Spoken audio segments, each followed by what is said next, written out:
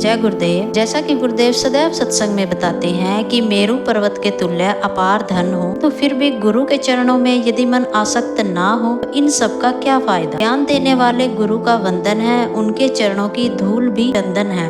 एक नगर में एक प्रतिष्ठित विद्वान आचार्य देवदत्त रहते थे। उन्होंने अनेक शास्त्रों का अध्ययन किया था और उनकी विद्वता मेरू पर्वत के समान ऊंची मानी जाती थी। उनके पास अपार ज्ञान था, लेकिन उनके हृदय में अपने गुरु के प्रति श्रद्धा और भक्ति का भाव का अभाव था। एक दिन नगर में एक संत स्वामी रामानंद का आगमन हुआ। उनकी ख्याति दूर दूर तक फैली हुई थी। नगरवासी उनके प्रवचनों से अत्यंत प्रभावित हुए और उनके चरणों में बैठकर ज्ञान प्राप्त करने लगे। आचार्य देवदत्त ने भी स्वामी जी के प्रवचनों में भाग लिया, लेकिन उनके मन में अहंकार था। वे सोचते थे कि उनके पास पहले से ही पर्याप्त ज्ञान है और उन्हें गुरु की आवश्यकता नहीं है। एक दिन स्वामी रामानंद ने प्रवचन में कहा, चाहे आपका ज्ञान मेरू पर्वत के समान विशाल क्यों न हो, यदि आपके हृदय में गुरु के प्रति श्रद्धा और भक्ति नहीं है तो वह ज्ञान व्यर्थ है। जैसे बिना बीज के वृक्ष नहीं उगता, वैसे ही बिना गुरु भक्ति के सच्चा ज्ञान प्राप्त नहीं होता। आचार्य देवदत्त को यह सुनकर आघात पहुंचा। उन्होंने सोचा, मैंने जीवन भर शास्त्रों का अध्ययन किया, लेकिन क्या वास्तव में मेरे ज्ञान का कोई मूल्य नहीं है। स्वामी जी के पास गए और अपनी शंका व्यक्त की। स्वामी रामानंद ने मुस्कुराकर कहा, पुत्र, ज्ञान का सच्चा उद्देश्य आत्मा की शुद्धि और अहंकार का नाश है। यदि ज्ञान से अहंकार बढ़े और गुरु के प्रति श्रद्धा न हो, वह ज्ञान नहीं बल्कि अज्ञान है। आचार्य देवदत्त ने अपनी भूल समझी और स्वामी रामानंद के चरणों में गिरकर क्षमा मांगी। उन्होंने सच्चे हृदय से गुरु की शरण ग्रहण की और उनके मार्गदर्शन में अपने ज्ञान को सही दिशा दी।